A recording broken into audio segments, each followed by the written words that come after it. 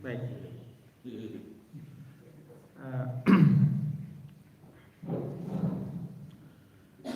Bismillahirrahmanirrahim.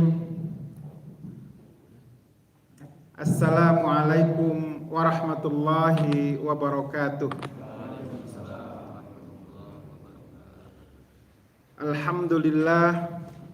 Alhamdulillahi rabbil alamin.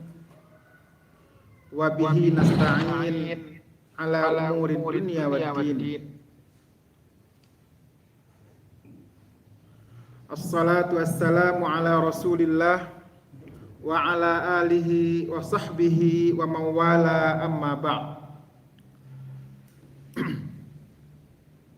Terima kasih kepada Pak Haji atas kesempatan dan waktunya.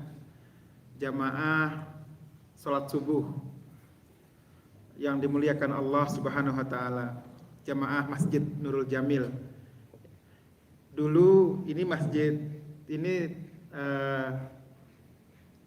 setiap waktu sebetulnya ya, sebelum saya pindah ke Masjid Nurul Hadi ya. Salatnya di sini karena tinggalnya di Bukit Dago Utara ya. Jadi sudah biasa, saya sangat biasa ke sini begitu ya. Dan kadang-kadang kami juga buat acara mahasiswa di sini kadang-kadang ya. Kalau acaranya tidak terlalu banyak, kita di depan saja gitu. Jadi sudah sangat biasa di sifat ini. Jadi terima kasih Bapak-bapak sekalian, para hadirin yang dimuliakan Allah, kita bisa bertemu kembali pada kesempatan ini. Alhamdulillah wa syukurillah. Kita bersyukur kepada Allah Subhanahu wa taala pada pagi hari ini. Yang baik ini insya Allah diberkahi oleh Allah Subhanahu wa taala. Kita bisa hadir bersama di tempat ini, tiada lain tujuan kita adalah beribadah, mendekatkan diri kepada Allah Subhanahu wa taala.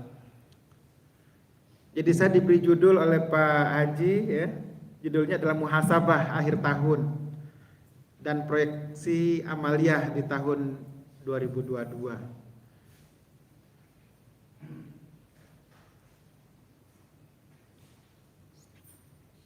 Insya Allah pada kesempatan ini kita coba sedikit kita kilas balik begitu ya, kita kilas balik tahun 2021. Walaupun tidak semua hal kita kilas balik, tetapi setidaknya beberapa hal lah ya.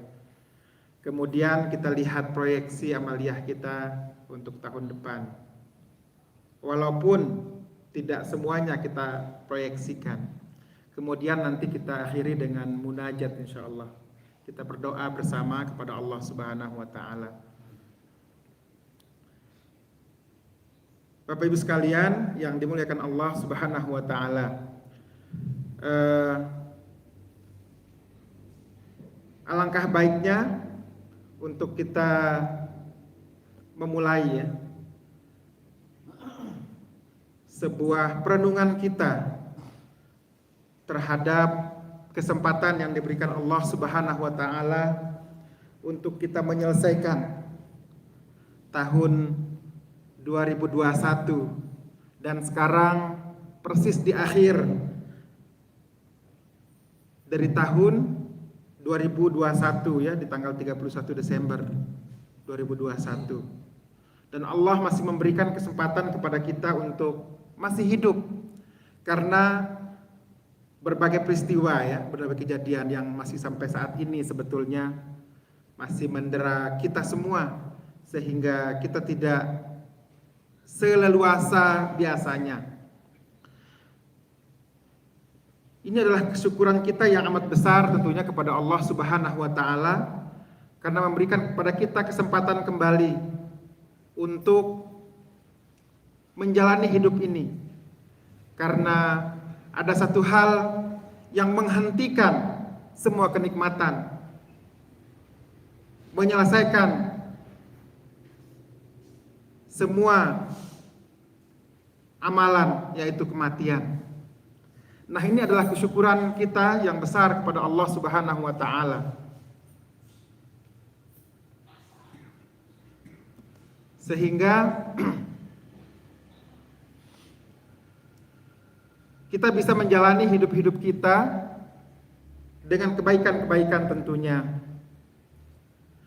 Hadirin yang dimuliakan Allah Subhanahu wa taala, alangkah baiknya kita merujuk kepada ayat Allah Subhanahu wa taala dalam Al-Qur'an surat Al-Hasyr ayat yang ke-18.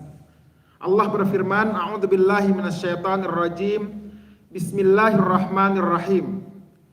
Ya ayyuhalladzina amanuttaqullaha wal tanzur nafsum ma qaddamat lighad wattaqullaha innallaha khabirum bima ta'malun."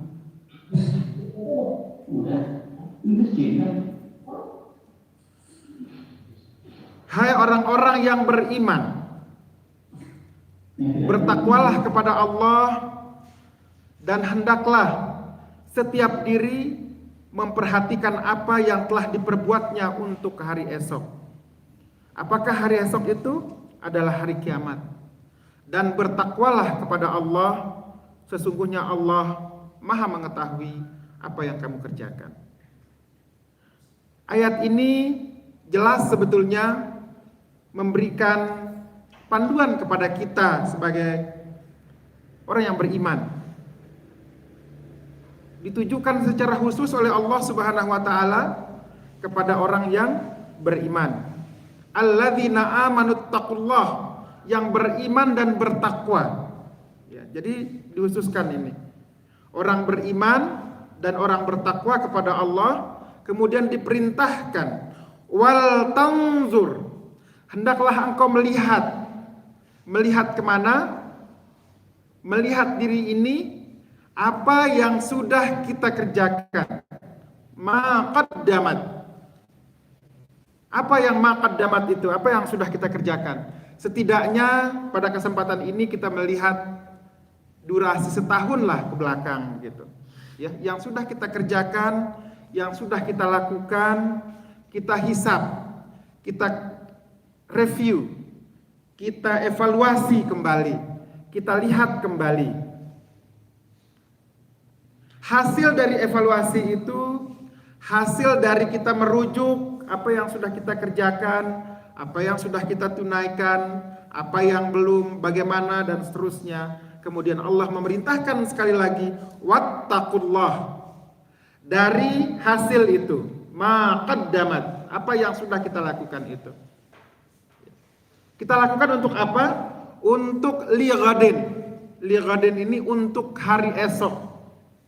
Hari esok, para ulama mengartikan adalah hari akhirat. Ya. Jadi sesuatu yang kita kerjakan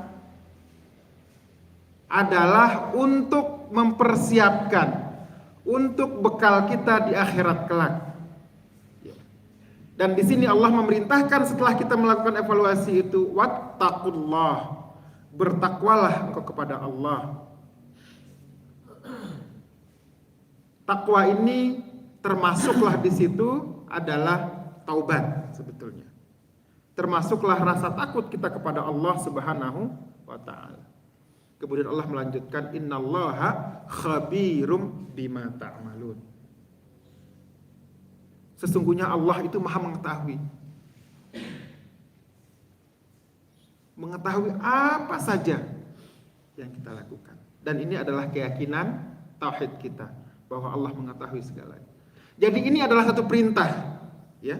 Ayat ini dari surat Al-Hasyr ini adalah perintah kepada kita semua. Perintah untuk mereview kembali, melihat kembali, mengevaluasi kembali bagaimana kehidupan kita yang lalu. Apa yang sudah kita lakukan, apa yang belum kita lakukan, apa yang sudah kita rencanakan tetapi tidak tercapai. Bagaimana kualitas dari amal kita, dari ibadah kita, dari keseharian kita, dan seterusnya. Dan ini adalah sebuah perintah dari Allah Subhanahu wa ta'ala. Kita masih ada waktu tentunya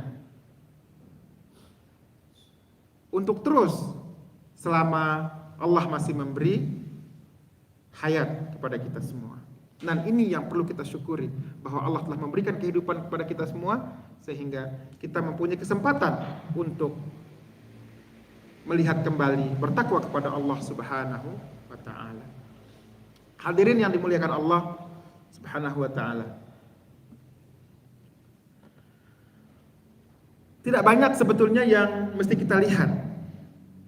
Pada kesempatan ini saya ingin mengajak kita semua untuk melihat beberapa hal, setidaknya yang paling dasar dalam kehidupan kita sebagai seorang muslim, yaitu kita coba melihat sholat kita kembali. Saya ingin bacakan satu hadis dari Abi Hurairah radhiyallahu anhu. Qala Rasulullah sallallahu alaihi wasallam, inna awwala ma yuhasabu bihil abd yaumal qiyamati min amalihi salatuhu. Ini hadis dari Abi Hurairah radhiyallahu anhu. Kemudian Abu Hurairah berkata bahwa Rasulullah sallallahu alaihi wasallam pernah bersabda, inna awwala ma yuhasabu bihil abdu yaumal qiyamati min amalihi salatuhu. Sesungguhnya amal hambanya yang pertama kali akan dihisab, yang akan ditanya, yang akan dihitung pada hari kiamat adalah salatnya.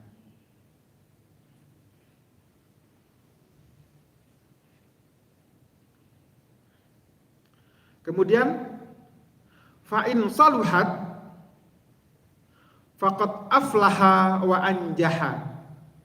Kemudian Rasulullah melanjutkan, fa in saluhat, apabila sesungguhnya salatnya itu baik, saleh, ya, salatnya itu saleh, baik, saluhat. Faqad aflaha, maka orang tersebut telah menang, ya, aflah. Hayya 'alal falah, ya. Maka Rasulullah mengatakan orang ini sudah mencapai kemenangan apabila salatnya baik. Itu karena yang pertama ditanya. Kemudian wanjaha. Wanjaha itu najah. Najah itu naik kelas, ya, berhasil, ya. Jadi sudah menang dan berhasil naik tingkat, kira-kira begitu. Faqad aflaha wanjaha. Tetapi kalau sebaliknya, wa in fasadat, ya, wa in fasadat,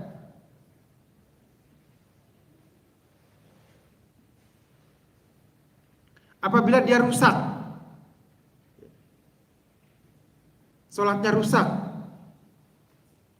faqad khaba wa khasira, maka dia termasuk orang yang akan menyesal.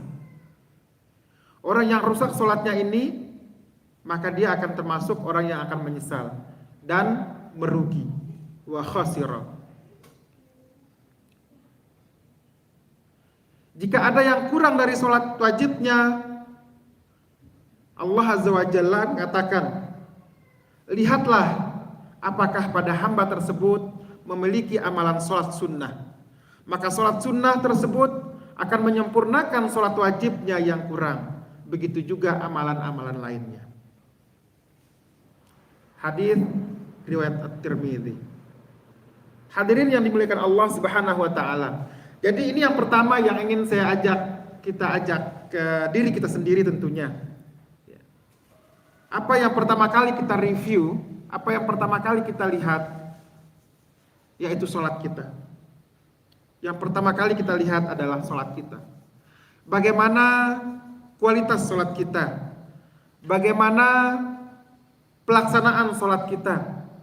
Apakah salat kita ini sudah kita laksanakan dengan sepenuh hati untuk Allah Subhanahu wa taala? Inna salati wa nusuki wa mahyaya wa mamati lillahi rabbil alamin. Sudahkah salat kita untuk Allah Subhanahu wa taala sepenuhnya? Sudahkah sempurna salat kita laksanakan? Mulai kita berangkat dari rumah, mulai kita berwudu, berangkat dari rumah menuju ke masjid, kita tunaikan semuanya di masjid ini. Apakah sudah sempurna? Nah, ini yang perlu kita pertanyakan kembali. Kita perlu lihat kembali, kita review kembali. Sudah sampai mana kebaikannya? Bagaimana yang pertama kita tanya, bagaimana cara kita mengerjakannya? Dan ini menuntut kita untuk belajar terus sebetulnya. Menuntut kita untuk terus kita pelajari. Tidak cukup kita merasa bahwa sholat kita sudah baik, cukup. Tetapi terus kita belajar, apakah kita dengan membaca, mengikuti kajian-kajian dan seterusnya. Sehingga kita mengenal betul ibadah kita itu, ibadah sholat kita. Mengapa ini penting? Karena ini kita persembahkan kepada Allah Subhanahu wa ta'ala. Inna sholati wa nusuki wa mahyaya wa mamati lillahi rabbil alamin. Ini adalah satu ikrar kita kepada Allah Subhanahu wa ta'ala bahwa sholat kita serahkan sepenuhnya kepada Allah Subhanahu wa ta'ala. Ketika kita serahkan, tentunya yang kita serahkan itu adalah yang terbaik. Hadirin yang dimuliakan Allah Subhanahu wa ta'ala. Betapa beruntungnya kita ketika kita bertemu dengan Allah Subhanahu wa ta'ala ketika sholat kita baik. Dan Allah akan memberi langsung predikat kepada kita bahwa kita adalah orang yang najah, orang yang berhasil, orang yang falah tadi ya, orang yang berhasil apabila sholat kita baik. Nah, ini yang perlu kita perhatikan kembali. Saya memulai dari sini karena inilah ummul ibadah, induknya ibadah, ibunya ibadah adalah sholat ini. Maka teruslah kita berusaha untuk memperbaikinya, memperbaiki kualitasnya. Ketika sudah secara fisik ya, secara struktur sholat kita itu baik, kemudian kita lanjutkan lagi dengan hati kita terhadap sholat itu bagaimana. Bagaimana rasanya, bagaimana perasaan kita, bagaimana apakah sepenuhnya perhatian kita bisa kita arahkan untuk Allah Subhanahu wa ta'ala. Nah, ini yang perlu kita review. Ini yang perlu kita cermati kembali, perlu kita duduk diam-diam di dalam waktu kesendirian kita dengan Allah Subhanahu wa ta'ala. Bahwa waktu setidaknya bisa kita bagi menjadi 3. Yang pertama, al-waktu ma'allah Subhanahu wa ta'ala. Perlulah kita menyiapkan satu waktu kita bersama dengan Allah Subhanahu wa ta'ala. Di saat inilah kita duduk, di saat inilah kita bersama dengan Allah Subhanahu wa ta'ala. Melihat kembali, antaranya kita lihat sholat-sholat kita. Kita coba bayangkan, kita renungkan. Kemudian waktu yang kedua adalah al-waktu ma'an nas wal ahl. Kita bersama dengan keluarga dan manusia. Ini satu. Kemudian al-waktu lil hayati, untuk mendapatkan kehidupan, mencari rezeki dan seterusnya. Jadi kita kadang-kadang waktu kita itu hanya satu gitu ya. Waktu sepenuhnya untuk mencari rezeki, untuk bekerja. Nah, kita lupa untuk membagi waktu kita. Padahal ada hak Allah terhadap waktu kita. Dan di hak Allah ini tempat kita untuk bermuhasabah. Waktu kita untuk berdialog dengan Allah Subhanahu wa ta'ala. Sebagaimana yang dicontohkan oleh Nabi Ya'qub. Inni ashku bathi wa huzni ilallah. Bagaimana Nabi Ya'qub itu di dalam kesendiriannya bersama dengan Allah, kemudian berkeluh kesah, melaporkan semuanya kepada Allah Subhanahu wa ta'ala. Disampaikan kepada Allah Subhanahu wa ta'ala. Menyampaikan keluh kesahnya, menyampaikan keinginannya, menyampaikan ratapannya kepada Allah Subhanahu wa ta'ala. Nah, inilah waktu kita bersama dengan Allah. Kita untuk mereview kembali apa saja hal-hal yang sudah kita lakukan, apa saja kebaikan-kebaikan yang kira-kira bisa kita tingkatkan lagi kualitasnya, apa kesalahan-kesalahan yang sudah kita lakukan. Tapi sebetulnya ini bisa kita lakukan setiap saat sebetulnya, bukan hanya harus menunggu waktu tahun baru, harus menunggu pergantian tahun, harus menunggu waktu yang lama, tidak. Karena ajal dari Allah Subhanahu wa taala tidak pernah menunggu. Allah memanggil kita tidak ada jadwalnya. Kita tidak tahu jadwalnya. Allah yang punya jadwal. Tetapi kita tidak pernah tahu jadwalnya kapan.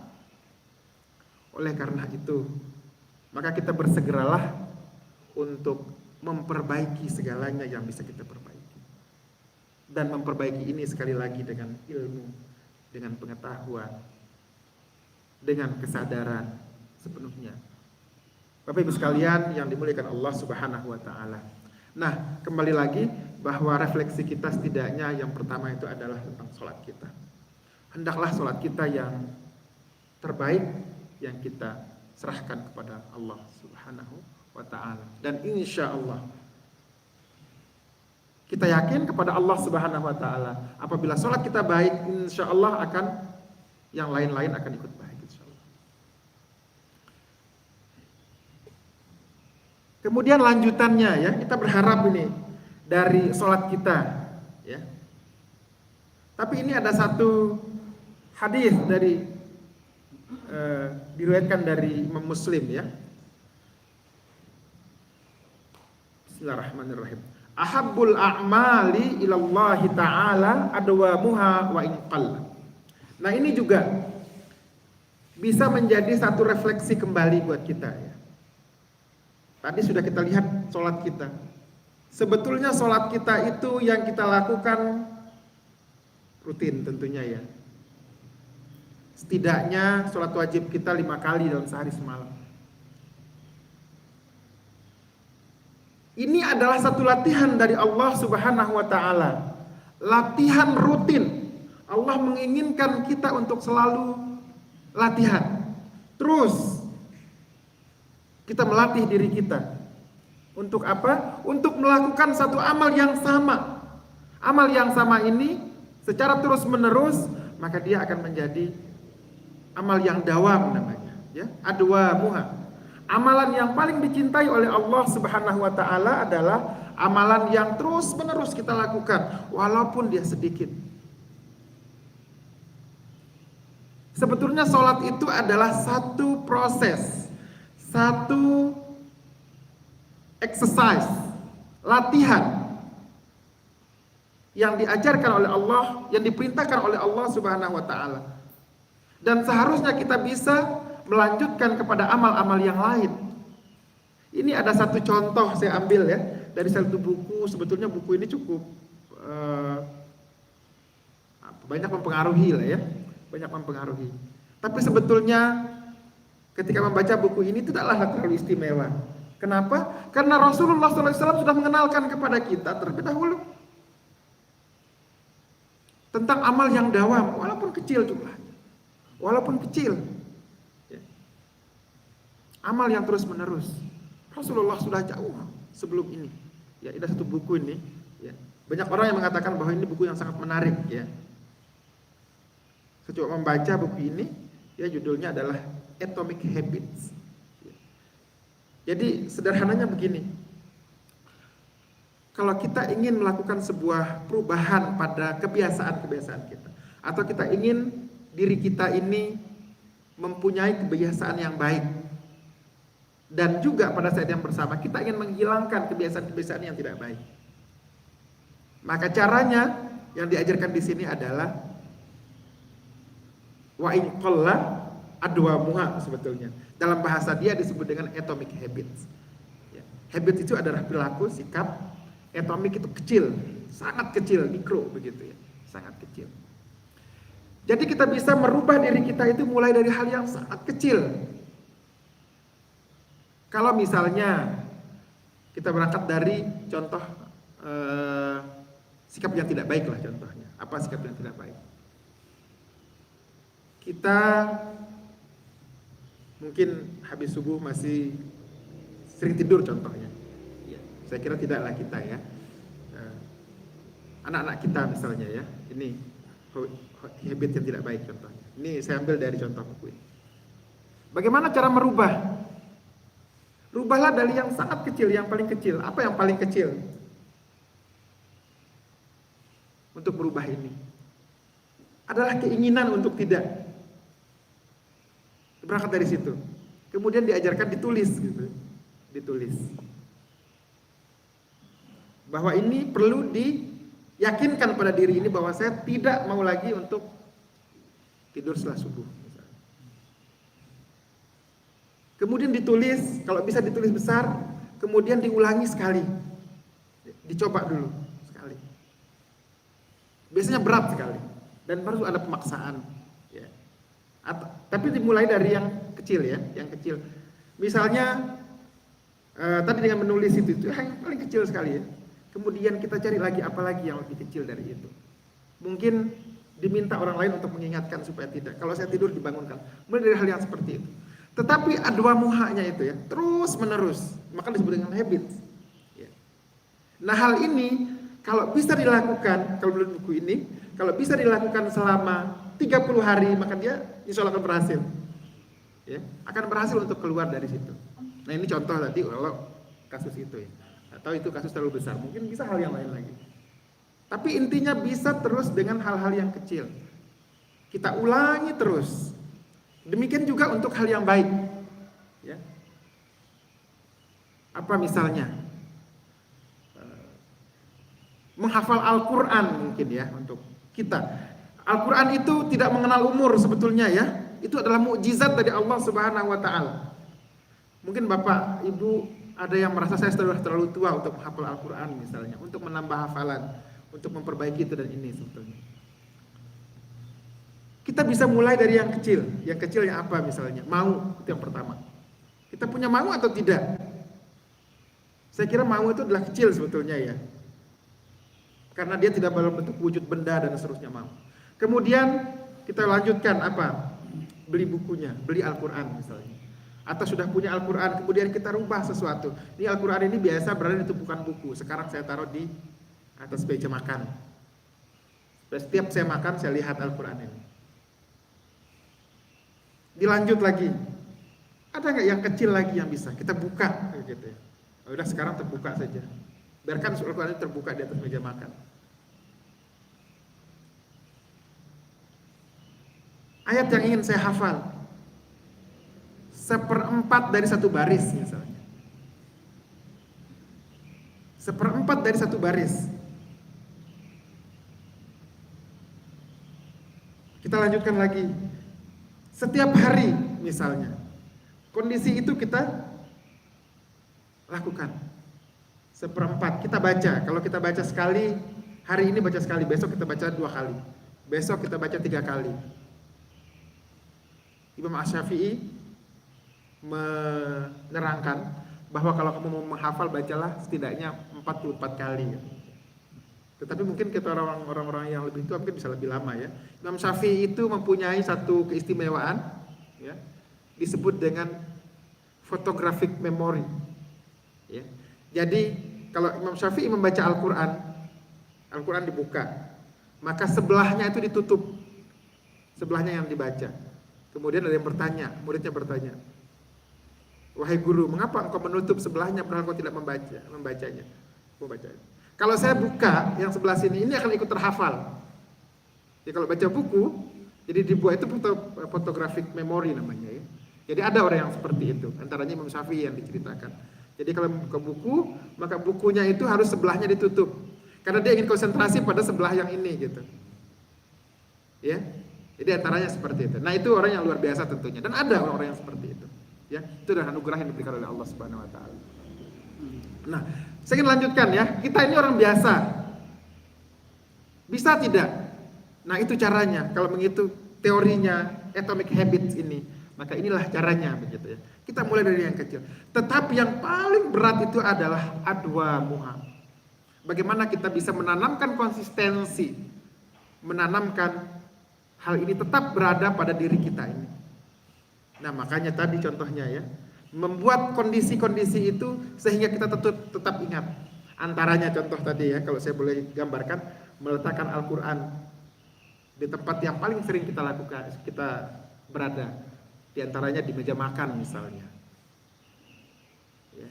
Kita mulai membukanya. Kita targetkan mana yang kita hafal. Cukup dimulai dari yang paling kecil. Contohnya 1/4 dari satu baris.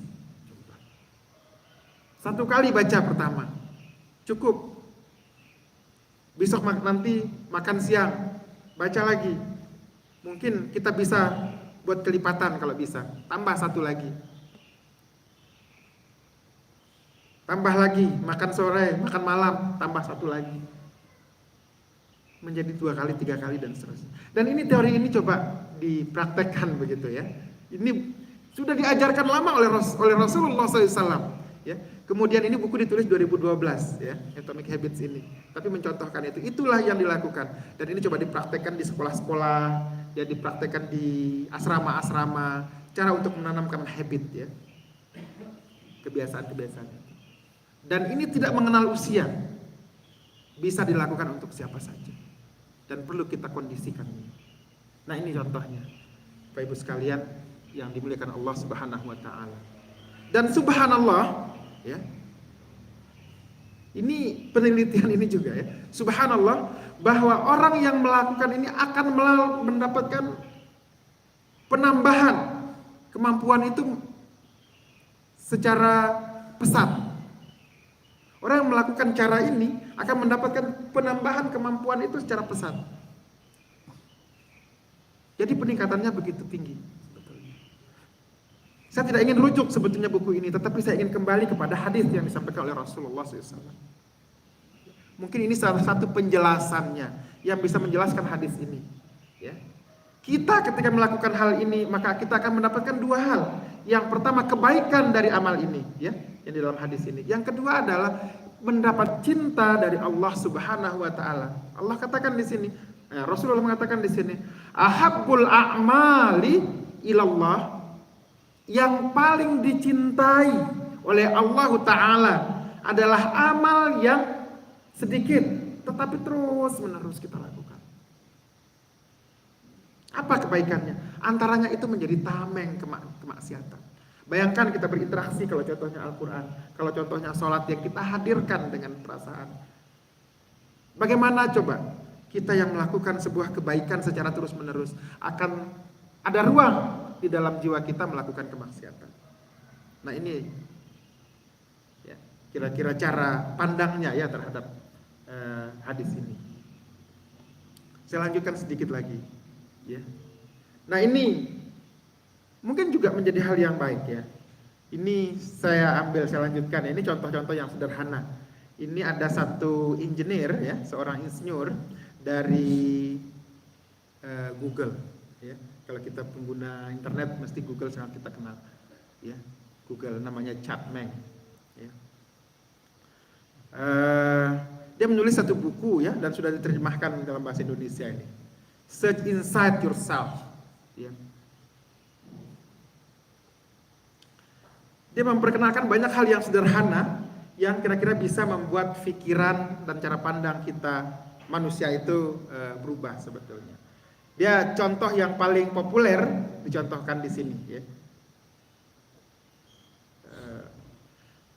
Jadi di Google itu adalah satu perusahaan yang terkenal kenyamanannya ya. Perusahaan besar tentu banyak perusahaan besar, tapi kenyamanannya. Pekerjanya itu kalau datang ke kantor bisa bawa anak, bisa sambil ngasuh, bisa suasananya itu dibuat begitu nyaman dan orang tenang ya, bisa santai berlama-lama di kantor begitu ya. Dan satu latihan yang diharuskan ya kepada karyawannya adalah latihan pikiran selama 10 detik. Fikirkan 2 orang yang ada di ruangan ini, lalu katakan dalam hati, saya doakan dengan tulus agar si A bahagia. Saya doakan dengan tulus agar si B bahagia. 2 orang saja dalam 10 detik. Di dalam pikiran. Dengan perkataan ini membuat orang tidak perlu tahu apa yang kita katakan. Membuat kita tidak perlu malu terhadap orang tersebut. Karena kita melihat kemudian kita sampaikan dalam 2 detik saja. Di dalam 10 detik saja. Tetapi hal ini sebetulnya jauh telah diajarkan oleh Rasulullah SAW. Ya. Kita lihat di sini ya. Mendoakan orang lain, ini contohnya. Ma min 'abdin muslimin yad'u li akhihi bi zahril ghaibi illa qalal malak walaka bimithlu. Sekali lagi, hal yang sama sebetulnya. Ma min abdin, tidaklah seorang muslim, seorang hamba ya, mendoakan saudaranya tanpa pengetahuannya, li zahiril ghaibi ya. Jadi sebetulnya kita mengenal orang itu dengan baik zahir, tetapi kita dalam kondisi yang gaib ya. Illa qalal malak, kemudian malaikat berdoa kepada kita. Subhanallah, luar biasa Allah mendoakan malaikat mendoakan kita. Bahwa salah satu doa yang tidak ditolak oleh Allah Subhanahu wa taala doanya para malaikat ya. Kemudian malaikat akan mendoakan seperti apa yang kita doakan kepada orang lain.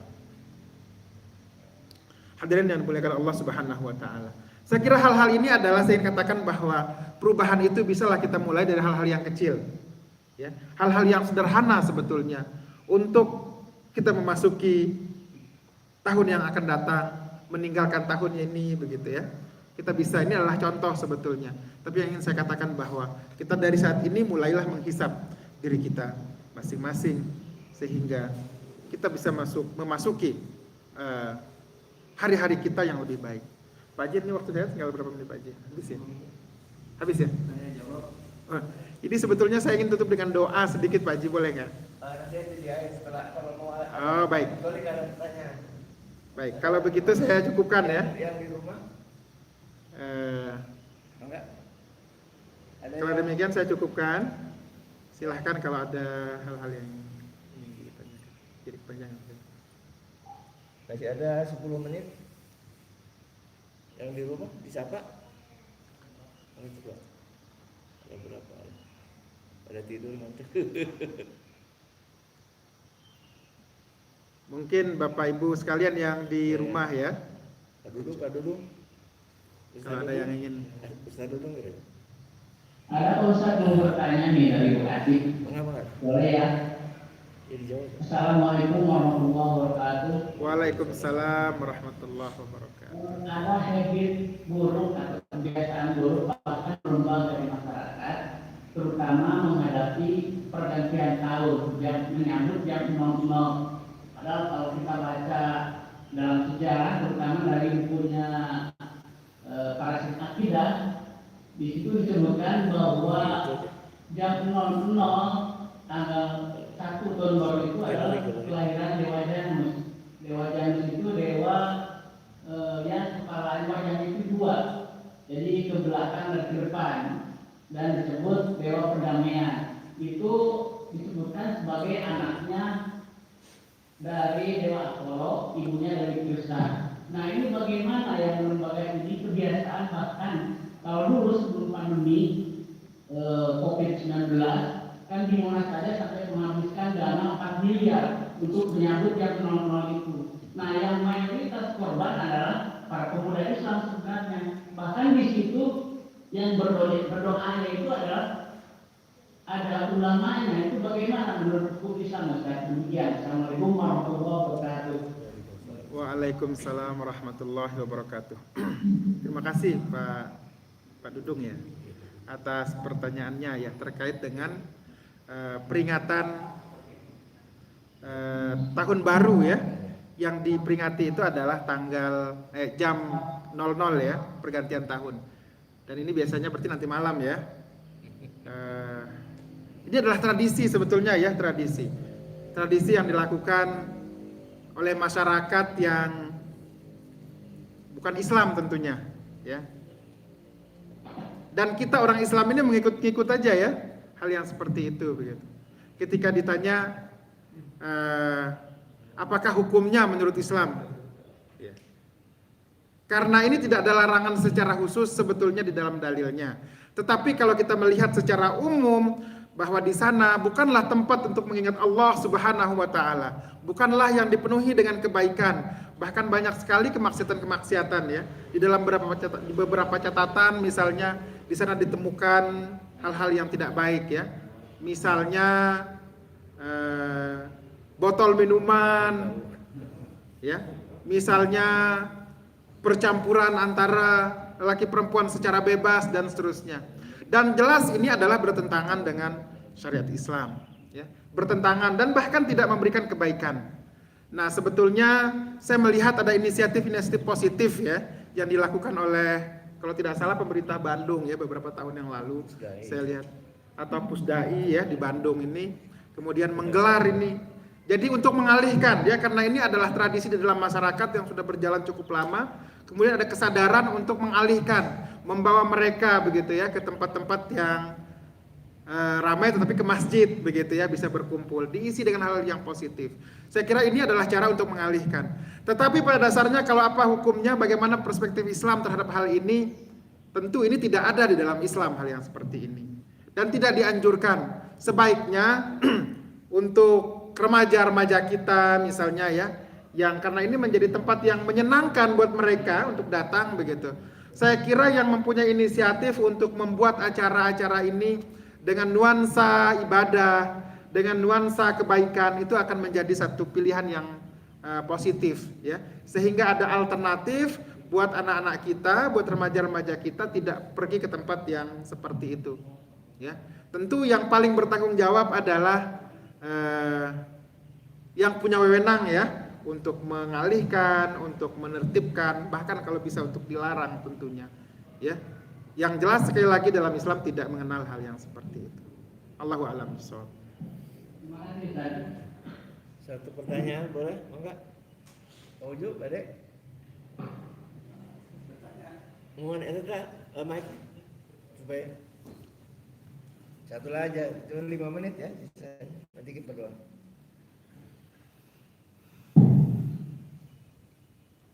Assalamualaikum warahmatullahi wabarakatuh. Waalaikumsalam. Pertanyaannya cuma satu. Bagaimana caranya supaya sholat itu bisa khusyuk? Itu aja. Baik, terima kasih. Ini pertanyaan yang susah sebetulnya ya. Pertanyaan yang susah. Bagaimana khusyuk? Ya. Sebetulnya khusyuk itu bukanlah syarat, bukanlah rukun di dalam sholat sebetulnya ya. Sholat itu akan diterima oleh Allah Subhanahu wa Ta'ala selama syarat dan rukunnya terpenuhi. Kita wudhu dengan sempurna, kita tunaikan semua rukun-rukunnya. Tapi itu adalah syarat minimal tentunya ya. Nah, sekarang ini khusyuk ini adalah interaksi sebetulnya kita dengan Allah Subhanahu wa Ta'ala. Bagaimana kita menghadirkan Allah Subhanahu wa Ta'ala. Dalam sebuah hadis ya, ini khusyuk ini salah satunya bagian daripada ihsan ya. Dalam sebuah hadis, ini hadis yang ditanyakan oleh Jibril kepada Rasulullah sallallahu alaihi wasallam ya. Rasulullah bertanya, Jibril bertanya, ma huwal ihsan? An ta'budullah ka'annaka tarahu fa in lam takun tarahu fa innahu yaraka. Jadi ada satu kondisi yang disebut dengan ihsan ya. Dalam hal ini mungkin termasuklah salat ya. Hendaklah engkau beribadah kepada Allah Subhanahu wa Ta'ala, atau hendaklah engkau salat menghadap Allah Subhanahu wa Ta'ala ka'annaka tarahu, selayaknya seperti engkau melihat bahwa Allah itu ada. Tapi kan itu tidak mungkin. Fa in lam takun tarahu fa innahu yaraka. Tetapi kalau engkau tidak melihat Allah Subhanahu wa Ta'ala, maka bayangkan bahwa dirimu sedang dilihat oleh Allah Subhanahu wa Ta'ala. Ini yang disebut dengan muraqabatullah. Kita disaksikan, dilihat oleh Allah Subhanahu wa Ta'ala. Betapa malunya kita kepada Allah Subhanahu wa Ta'ala kalau dalam kondisi kita yang naudzubillah, misalnya pikiran kita kemana-mana, bahkan kita tidak merasakan sesuatu begitu ya. Nah, ini adalah upaya, sekali lagi ini adalah kita bisa kembali tadi ke atomic habit saya kira ya. Ini adalah proses pembelajaran ya. Kita mulai dari pertanyaan Bapak tadi, ini bisa kita namakan dengan atomic habit. Sudah ada keinginan, kita lanjutkan lagi apa caranya, seperti apa. Dan ini adalah latihan ya, adalah latihan yang terus menerus yang sebisa mungkin kita hadirkan Allah Subhanahu wa taala dalam ibadah-ibadah kita. Kita coba dalam suasana yang seperti itu. Katanya itu kan, katanya kita harus seolah-olah Allah itu ada di hadapan kita. Betul. Nah, bagaimana kita cara membayangkannya itu bahwa Allah itu Ya, itu hadis-hadis metafor sebetulnya ya, semacam metafora ya hadis itu. Sudah jelas kita tidak tahu bahwa Allah itu seperti apa, ya kan? Tapi itulah yang ingin dikatakan bahwa dalam hadis ini, bahwa hendaklah engkau beribadah itu seperti kamu di hadapan Allah Subhanahu wa taala. Tetapi kan kita tidak bisa membayangkan Allah seperti apa. Semua penjelasan di dalam tauhid ya, tentang Allah Subhanahu wa taala, bahwa kita tidak bisa membayangkan Allah seperti manusia, Allah seperti apa. Tetapi yang kita ingin hadirkan adalah yang keduanya sebetulnya, bahwa Allah itu ada dan menyaksikan kita. Jadi tanpa harus membayangkan Allah itu di mana dan seperti apa. Ya jadinya. Jadi jawabannya yang kedua sebetulnya. Ya. Jadi dalil ini pertanyaan Jibril kepada Rasulullah sallallahu alaihi wasallam, ya. Disebut dengan al-ihsan. Al-Jibril mengatakan, "Ma huwal ihsan?" Apa itu ihsan ya Muhammad? Ya Rasulullah, al-ihsanu an ta'budullah. Hendaklah engkau beribadah, hendaklah engkau salat kepada Allah seperti kamu melihat Allah. Kemudian dijawab, enggak mungkin kan kita lihat Allah. Kita enggak tahu wujud Allah itu seperti apa. Fa in lam takun tarahu, kalau kamu tidak bisa melihatnya, tidak bisa mengenalinya, maka bayangkan bahwa Allah itu melihat kamu. Jadi kita sudah habis dengan ayat yang pertama, bahwa Allah yang melihat kita. Ketika Allah yang melihat kita, disitulah kita menyempurnakan seluruh kebaikan itu. Jadi sebetulnya di situ. Nah, terakhir, dalam sholat itu kan harus dalam bahasa Arab.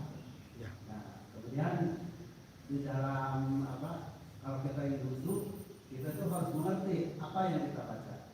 Nah, berarti bahwa kita dalam hati itu membaca dalam bahasa Indonesia atau dalam bahasa Sunda gitu. Ya, Nah, ini baik. dibolehkan atau tidak? Baik, ya. Ucapan yang kita sampaikan dalam bukan bahasa tidak boleh. Ya, harus mengerti. Membatalkan sholat kita sebetulnya. Itu jelas, membatalkan sholat kita. Ya. Kalau ada yang mengatakan bahwa boleh dalam bahasa yang lain, tidak, ya, tidak boleh. Harus dalam bahasa Arab. Nah, maka syarat yang pertama adalah hendaklah setidaknya kita mengerti apa yang kita baca. Saya kira tidak terlalu susah, ya, kalau kita mau mencobanya sebetulnya. Al-Fatihah contohnya. Karena tidak ada syarat, misalnya kita kan sudah tahu Allahu Akbar. Jelas misalnya Allahu Akbar, kita tahu bahwa di situ dengan kita Allahu Akbar saja sebetulnya ya, betapa besar maknanya. Bahwa tidak ada yang lebih besar dari Allah Subhanahu wa taala. Bisa saja kita membesarkan harta kita, bisa membesarkan jabatan kita dan seterusnya. Tetapi ketika kita sholat, kita hadir di situ. Takbiratul ihram itu adalah rukun.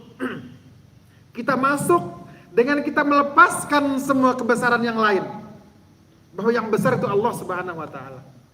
Allahu Akbar. Kita lanjutkan dengan Al-Fatihah. Al-Fatihah. Al-Fatihah itu adalah dialog kita dengan Allah Subhanahu wa taala. Kita resapi sedikit-sedikit Al-Fatihah, kita mendapatkan rasanya sebetulnya.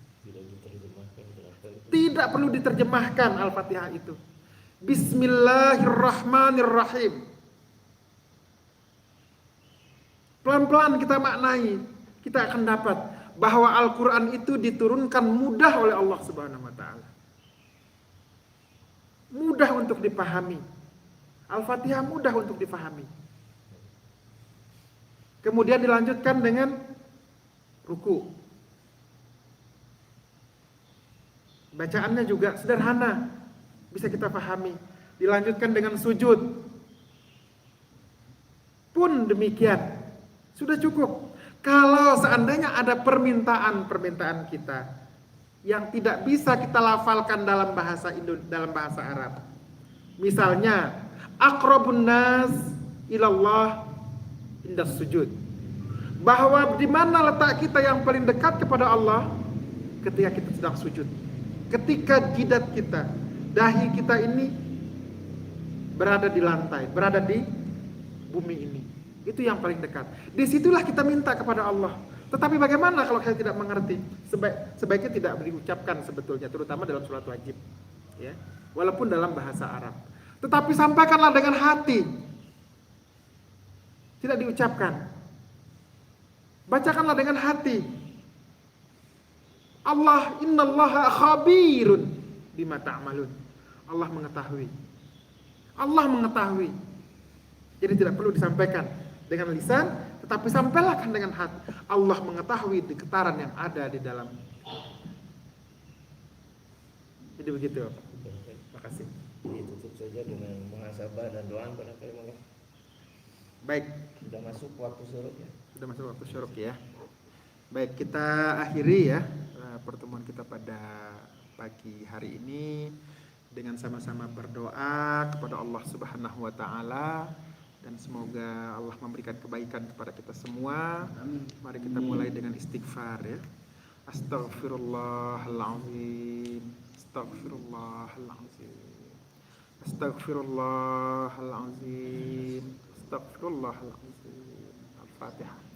Bismillahirrahmanirrahim. Alhamdulillahi rabbil alamin.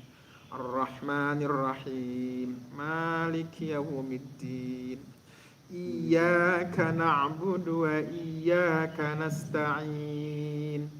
Ihdinas siratal mustaqim.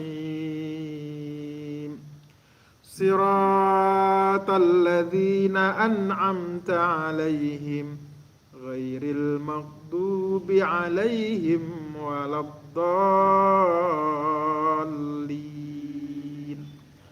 Amin. Ilahana ya Allah, Allahumma ighfir lana wa liwalidina warhamhum kama rabbawna shighara.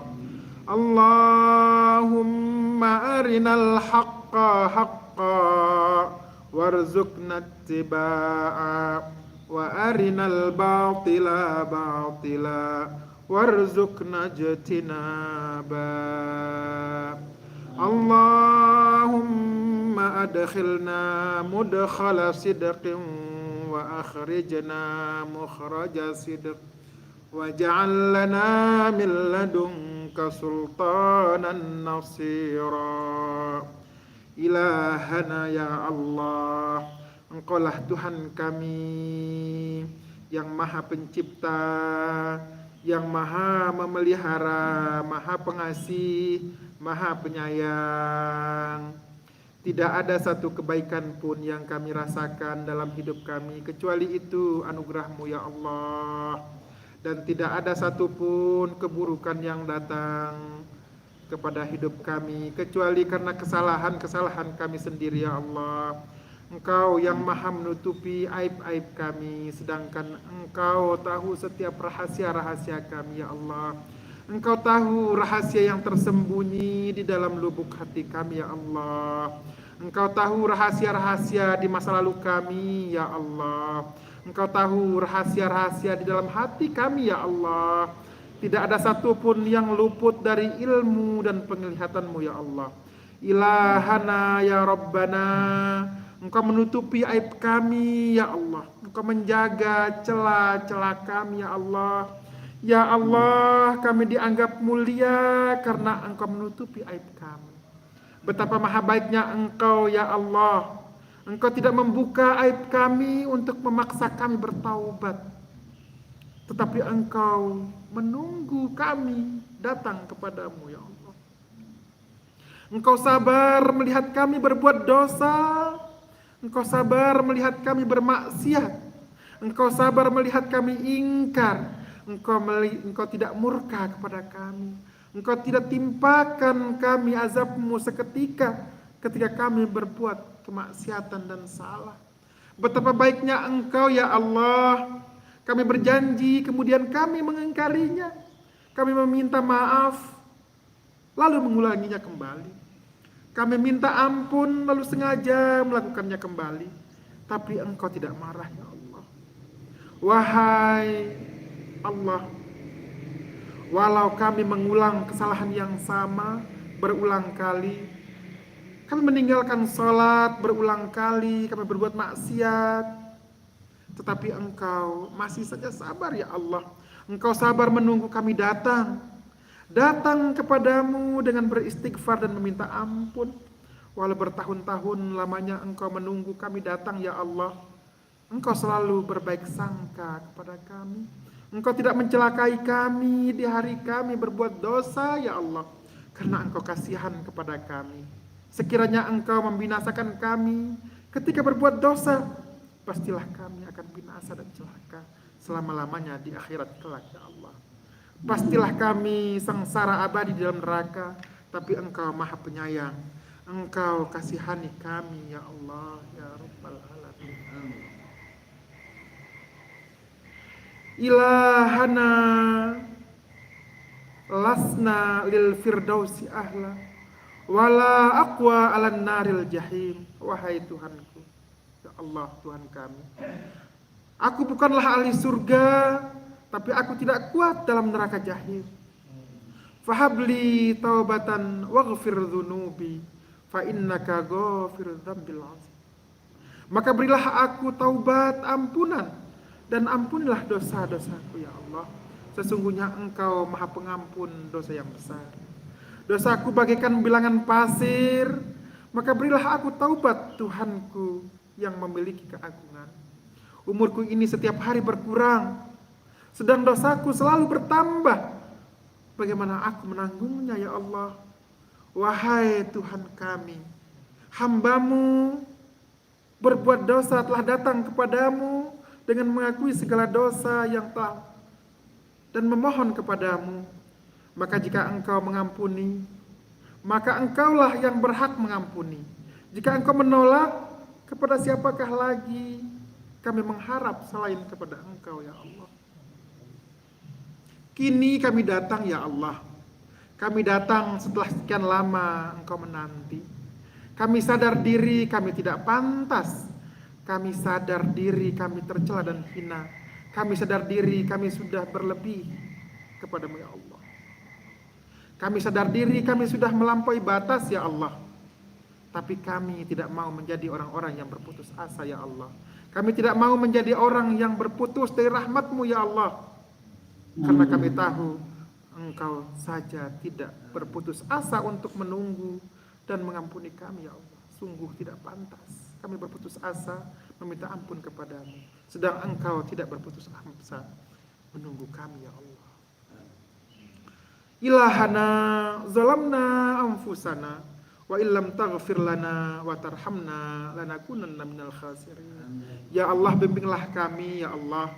Kami ingin memperbaiki diri, kami ingin bertaubat, kami ingin mendekat kepadamu ya Allah. Bimbing kami di jalanmu ya Allah, agar kami sampai ke dalam ridhamu ya Allah.